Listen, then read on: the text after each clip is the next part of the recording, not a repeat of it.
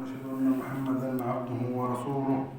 أما بعد فإن الخير الحديث كتاب الله وخير الهدي هدي محمد صلى الله عليه وسلم وشر الأمور محدثاتها وكل محدثة بدعة وكل بدعة ضلالة وكل ضلالة في النار. أعوذ بالله من الشيطان الرجيم. بسم الله الرحمن الرحيم. سبح لله ما في السماوات وما في الأرض وهو العزيز الحكيم. رب اشرح لي صدري ويسر لي أمري واحلل عقدة من لساني يفقهوا قولي. اللهم أرنا الحق حقا وارزقنا اتباعه وأرنا الباطل باطلا وارزقنا اجتنابه. آمین یا رب العالمین. اللہ سبحانہ و تعالی سورہ صف کے شروع میں فرماتے ہیں سبح للہ ما فی السماوات و ما فی الارض. تسبیح کرتی ہے زمین و آسمان کے اندر ہر چیز اللہ کی، اور اللہ ہی کے لیے سب کچھ ہے، اور اللہ بڑا حکمت والا ہے اور بڑا حکیم ہے. حضرت آپ کو معلوم ہے کہ ہمارے ملک میں اور پوری دنیا میں کورونا کا مرض وہ ایک وبائی صورت سے اختیار کر چکا ہے. ہزاروں لوگ اس کے اندر ہلاک ہو چکے ہیں. ایک عجیب سی بات آپ یہ دیکھیں، ان ہلاکتوں میں سب سے زیادہ ہلاک ہونے والے لوگ وہ ہیں جو آج کل کے معروف معنوں میں بہت متمدن، بہت سویلائزڈ، بہت ترقی یافتہ کہلاتے ہیں، جن کے پاس میڈیکل کی وہ سہولتیں موجود ہیں جن کے بارے ہم سوچ بھی نہیں سکتے. کیا وجہ ہے کہ یہ تمام وبائیں، تمام موتیں صرف وہیں پہ زیادہ ہیں؟ امریکہ دیکھ لیجئے، اٹلی دیکھ لیجئے، اسپین دیکھ لیجئے، انگلینڈ دیکھ لیجئے. پاکستان میں اس کے مقابلے میں اشیر بھی نہیں ہے، بہت ہی کم. اس وبا سے ایک چیز ثابت ہوئی ہے کہ اللہ سبحانہ و تعالی ہمارا خالق ہے، مالک ہے، پیدا کرنے والا ہے، ہمیں پالنے والا ہے، ہماری حفاظت کرنے والا ہے. اور جو لوگ اللہ کی وحدانیت کا انکار کرتے ہیں آج وہ بھی مجبور ہوئے کہ اسلام کی وہ عالمی اصول جو بتلائے گئے ہیں ان کے اوپر عمل کر کے انسان بہت ساری برائیوں سے بچ سکتا ہے. حالانکہ اس دنیا میں کہنے والے یہ بھی کہتے ہیں جو قرآن نے ہمارے سامنے پیش کیا، نموت و نحیا، ہم زندہ ہوتے ہیں اور مر جاتے ہیں. یعنی اس کے اندر کسی شخصیت کا، کسی عظمت کا، کسی ذات کا کوئی دخل نہیں ہے. ہم خود پیدا ہوتے ہیں، خود مر جاتے ہیں. وما یہلکنا الا الدہر.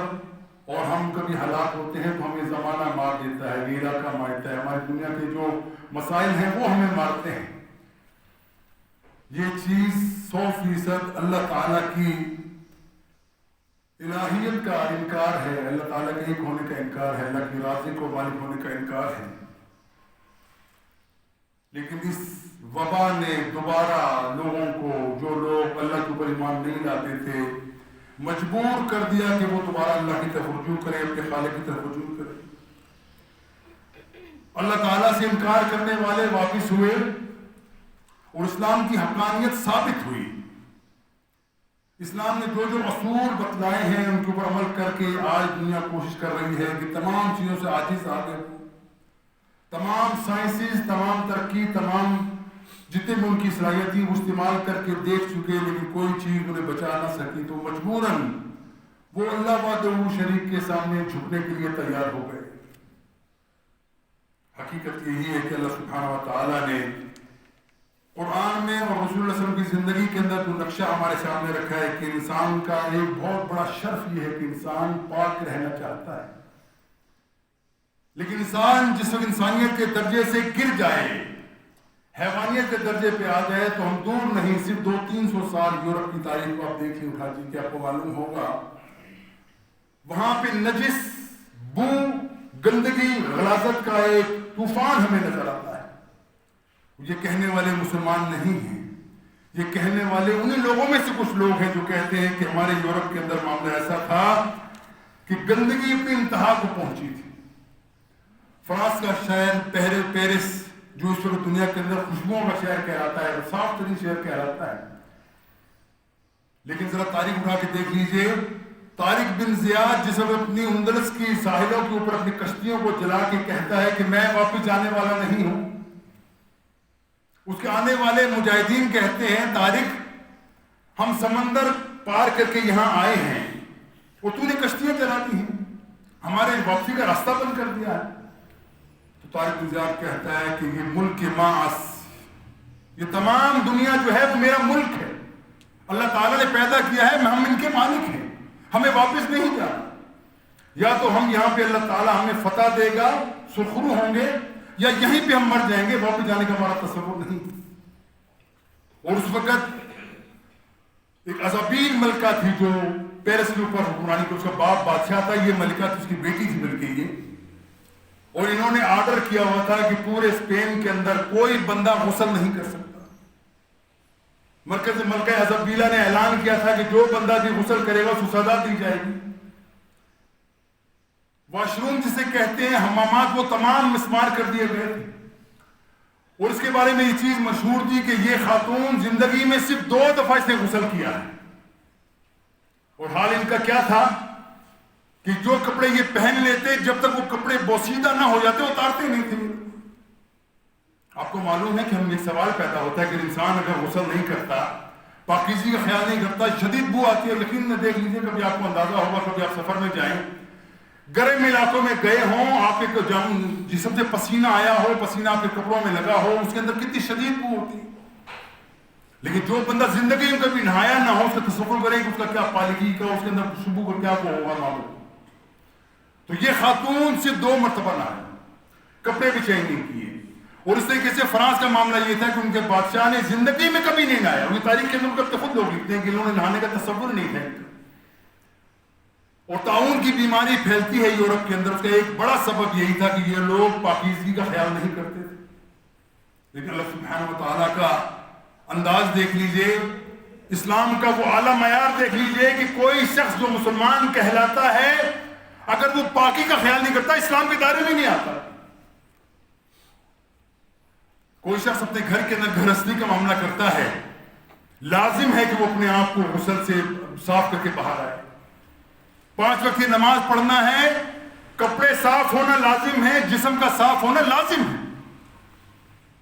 حکم دیا گیا کہ جمعے سے پہلے ہر مسلمان گھر سے پاک صاف ہو کے نئے کپڑے پہن کے غسل کر کے آئے۔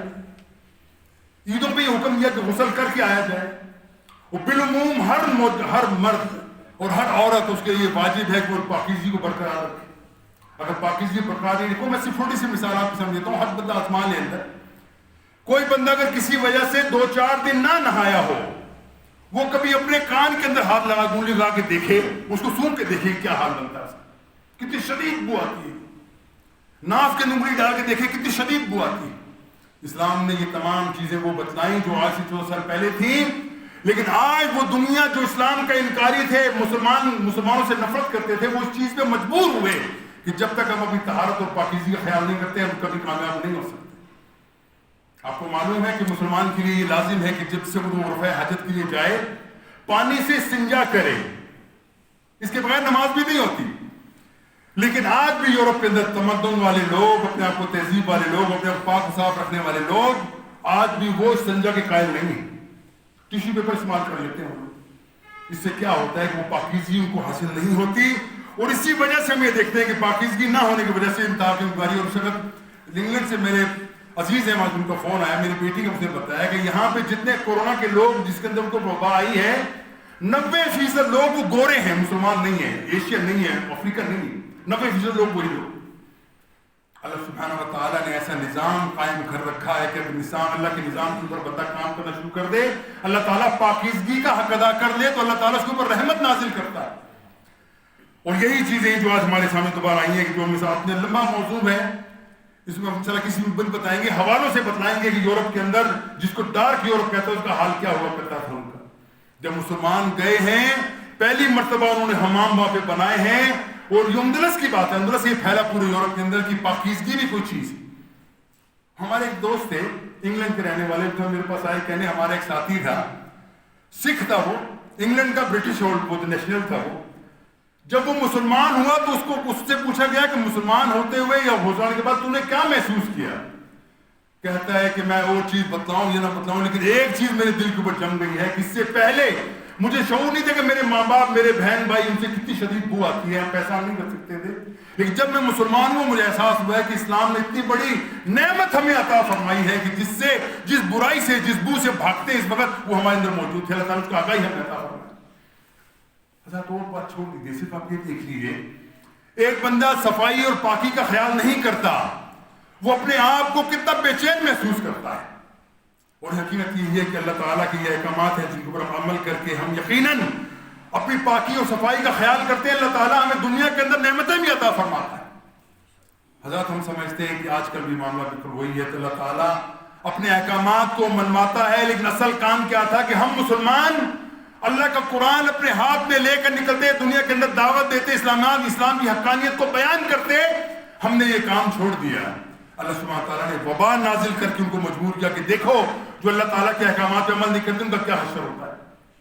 حقیقت یہ ہے بھائیو، ہم اس وقت بھی دیکھ لیں، یہ ہمارے لیے آزمائش ہے، مسلمان کے لیے آزمائش ہے، لیکن جو لوگ اللہ کو نہیں مانتے، اللہ کے رسول کو نہیں مانتے، آسمانی کتابوں کو نہیں مانتے، ان کے لیے عذاب ہے کہ وہ دوبارہ مجبور ہوئے اس طرف آنے کے لیے کہ اگر ہم اسلام کے اصولوں کے مطابق چل کے صرف طہارت وضو کا معاملہ اگر سمجھ لیں تو سمجھتے ہیں کہ ہمارے پاس کرونا نہیں آ سکتا، لیکن بھائیوں ہم سمجھتے ہیں کہ اللہ سبحانہ تعالیٰ کی اجازت کے بغیر ایک پتا بھی درخت سے نہیں گر سکتا۔ یہ اللہ تعالیٰ کا امتحان ہے ہمارے لیے کہ ہم اس وبا کے اندر ملوث ہونے کے باوجود اللہ کے ہلکا سا جھٹکا دیا اللہ تعالیٰ نے۔ کتنے لوگ مرے پاکستان کے اندر، پوری دنیا کے اندر مسلمان کتنے لوگ مرے؟ 10,000 سے بھی زیادہ، 10,000 تو بہت زیادہ ہو جائے گا، 5,000 سے بھی زیادہ پوری دنیا میں مسلمان نہیں مرے۔ اس کے مقابلے میں ہزاروں کی تعداد کے اندر، باقی ہو سکتا ہے لاکھوں کی تعداد پہنچ چکی ہو جو غیر مسلم اس کے اندر مرے ہیں۔ انڈیا کے اندر ہمیں حساب معلوم نہیں کہ کتنے لوگ وہاں پہ مرے ہیں، یقیناً بہت بڑی تعداد وہاں پہ ہے، لیکن یہ تمام چیزیں کیوں ہوئی ہیں کہ تاکہ اللہ تعالیٰ ہمیں جھٹکا دیتا ہے، دیکھو رک جاؤ، تمہیں جس لیے پیدا کیا گیا تھا اس کے اگر عمل پیارا نہیں ہوگے تو اللہ تعالیٰ تمہیں اس سے بڑی سزا کے اندر مبتلا کر دے۔ حضرات یہ وہ چیزیں جس سے بچنا بہت ضروری ہے۔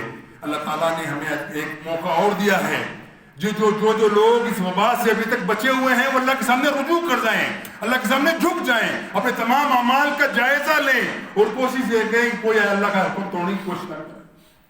ایک اور بات ہمارے مالک معاشرے کے اندر کچھ لوگوں نے، ہو سکتا ہے ان کا سیاسی کوئی ایجنڈا ہو، وہ کہتے ہیں نہیں ایسا ہر جگہ پہ معاملہ ہوتا ہے، ہر جگہ پہ لوگ رش لگا ہوتا ہے، مسجدوں میں کیوں بند کر دیا گیا؟ دیکھیے رسول اکرم صلی اللہ علیہ وسلم فرماتے ہیں کہ ایک مسلمان کی زندگی اتنی حیات اتنی قیمتی ہے، اس کے مقابلے میں مکہ کو ڈھا دینا اس کے لیے کم ہے، اتنی بڑی عظمت ہے۔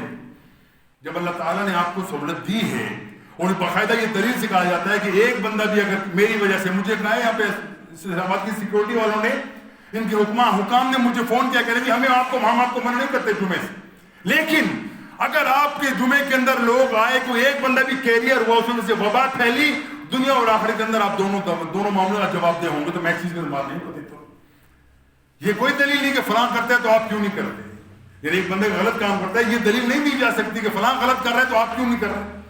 دیکھیے اللہ سبحانہ تعالیٰ کا یہ رسول صلی اللہ علیہ وسلم کا یہ باقاعدہ ہمارے سامنے حدیث سامنے آتی ہے کہ اللہ کے رسول کہتے ہیں کہ جس وقت بارش ہو، موسم خراب ہو، مغرب اور عشاء زور اثر اکٹھی نماز گھر میں پڑھ سکتے ہیں، بے شک مسجد میں اذان دی جاتی ہے، جیسے ہماری مسجد میں ہمیشہ اعلان ہوتا ہے صلو علی فی الرحال، کہ اپنے گھروں کے اندر نماز پڑھ لو۔ اللہ تعالیٰ ہماری نیتوں کے مطابق ہمیں اس کا اجر یقیناً اتنا ہی دے گا، اس میں کمی نہیں کی جائے گی، لیکن کوئی بندہ اگر ملوث ہو، ہماری مسجد میں آ جائے، اس کی وجہ سے اور لوگ متاثر ہوں، اس کا جواب دے کیجیے کوئی بندہ بھی آپ کو تیار نہیں کرتا، نہ میں تیار کرتا ہوں۔ ہاں حکومت اجازت دے دے ٹھیک ہے، اس کے بعد جو بھی ہو دیکھا جائے گا، وہ تمام دعالی پھر ان لوگوں کی جو نے اجازت دی ہے، ہم اس کی اجازت نہیں دے سکتے۔ اور حقیقت یہی ہے بھائیوں، یہ ایسا موذی مرض ہے کہ پتہ نہیں چلتا کہ ہم لوگ 10 لوگوں میں بیٹھے ہوئے کون بندہ اس کے ملوث ہے، کون اس انتشار کو مزید بڑھانا چاہتا ہے، وہ خود بڑھاتا، اس کی جو جراثیم ہے، جو وائرس ہے وہ بڑھائے گا، اسے بچتے ہیں ہم، اسی لیے ہم نے اپنے آپ کو پابند کیا ہے کہ مسجد کے اندر چند لوگ آئیں نماز جن کو ہم اچھی طرح جانتے ہیں اور بندہ نہ آئے، تاکہ اس سے کوئی اور مسلمان متاثر ہو کے ہم گناہگار بھی نہ اور وہ بیمار بھی نہ ہو۔ تو اس لیے ہم نے اپنی کوشش بھی کی، الحمدللہ رمضان میں بھی اللہ کرے وبا کے اوپر قابو پا لیا ہے تو بہت اچھی بات ہے، نہیں ہو تو ہمارا یہ سلسلہ اس وقت ایسے ہی جاری رہے گا جب تک حکومت کے ذمہ وار خود اطلاع نہ دے دیں کہ آپ پڑھ سکتے ہو نماز یا نہیں پڑھ سکتے ہو۔ ویسے ہماری نمازیں ہوتی ہیں، 5 وقت کی نمازیں ہماری پڑھی باجماعت پڑھی جاتی ہیں، لیکن عام پبلک کے لیے کھلا نہیں جاتا۔ اس کو چاہیے کہ عام پبلک کو جس معاملے سے بچنا چاہتے ہیں وہ اپنے گھروں کے اندر نماز ادا کریں، اللہ تعالیٰ اس کے اجر کے اندر کوئی کمی نہیں کرے گا۔ اور ایک اور بات وہ بھی آج سمجھنے کی ضرورت ہے، یہ بات دیکھو ہمارے معاشرے کے اندر ایسے ضعیف العقیدہ لوگ موجود ہیں، کوئی معاملہ ہوا چلو جی داتا دربار چلے جاؤ، کوئی اور مشکل پیش آؤ جی بڑی امام چلے جاؤ، گولڑے چلے جاؤ، فلاں پیر کی قبر پہ چلے جاؤ. یہ معائنہ ہونے کو ہے تمام قبریں تمام مزار بند ہیں، شیعوں کے تمام بڑے بڑے دربار بند ہیں، جن کے اوپر قبضہ جا کے جن کے اوپر سجدہ کیا جاتا ہے وہ تمام چیزیں بند ہیں. پوچھو ان سے اگر وہ تمہارے ولی تمہارے پیر جن کو تم اپنا الہ رکھ سمجھتے ہو، اللہ کے علاوہ تم سمجھتے ہو وہ تمہاری مشکل آسان کرنے پہ قادر ہیں، تمہاری مشکلیں اب کون آسان کر رہا ہے؟ بند کر دیا گیا. کوئی سی مزار پہ کوئی اجتماع نہیں، کوئی عرس نہیں، کوئی فاتحہ نہیں، کوئی ختم نہیں، کچھ بھی نہیں ہوتا، بند کر دیا گیا. یہ ان کے لیے ایک پیغام ہے کہ ایک اللہ واحد القہار کی طرف آؤ گے، اللہ ہر چیز درست کرنے پہ قادر ہے. اگر نہیں کرو گے دنیا کے اللہ تعالیٰ تمہیں نشانی پر بنا دے. حضرت ہم دعا کرتے ہیں اللہ تعالیٰ اس مصیبت سے ہر مومن مسلمان کو باز رکھے. ہمیں دلوں کے اندر اللہ تعالیٰ ہمارے کو توفیق دے کہ اللہ تعالیٰ کی احکامات کو عمل کرنے کے لیے ہم وقت ہمیں جہد تیار رہیں. اللہ تعالیٰ کی طرف سے اگر ہمیں آزمائش میں ڈالا گیا اللہ تعالیٰ کی آزمائش کے اندر پورا اترے. پھر ہم کہتے ہیں ہماری مسجدوں کی کیا حیثیت ہے خانہ کعبہ کے مقابلے کے اندر؟ جب خانہ کعبہ بند کیا جا سکتا ہے، مسجد نبی بند کی جا سکتی ہے، تو ہم سمجھیں کہ ہم بہت زیادہ آگے چل گئے ہیں. لیکن ہمیں لگتا ہے اس کے اندر معاملہ بھی سیاسی معاملے کو ملوث کیا گیا ہے کہ ہم حکومت کی کوئی بات ماننے کو تیار نہیں ہیں اور کوئی بندہ بھی ذمہ لینے کو تیار نہیں ہے. مفتی منیب الرحمان صاحب بھی ذمہ نہیں لیتے، بولے جی بس میں تو چاہتا ہوں مسجدیں کھلے ہیں، یقیناً کھلنی چاہیے، لیکن کوئی انسیڈنٹ ہو جائے بولے میں اس کا ذمہ نہیں. اس کا مطلب کیا ہے؟ آپ کو انسیڈنٹ ہو جائے تم ذمہ نہیں ہے، باقی جو معاملہ ہو جائے تو آپ اس کی ذمہ ہے. یہ تاخیری طور پر نہیں ہونا چاہیے. حکومت وقت ہم سے زیادہ اس معاملے میں زیادہ ان کو پشرفانی ہے. وہ یقیناً یہ سوچتے ہیں کہ کوئی معاملہ ہو گیا بھگتنا ہمیں پڑے گا، ورنہ حقیقت بات یہ ہے اگر اس کے اندر عوام کا خیال لوگوں کو حکومت کو نہ ہو وہ کہ جو مرضی کرو ہمیں کیا اعتراض. لہذا ہمیں چاہیے کہ ہم حکومت کی ان احکامات کی پابندی کریں، ان کو بات ماننے کی کوشش کریں جس کے اندر ہماری بھلائی ہے اور ہمارے ثواب کے اندر کمی نہیں کی جائے گی انشاءاللہ. سبحان ربک رب العزت عما یصفون وسلام علی المرسلین والحمد للہ رب العالمین.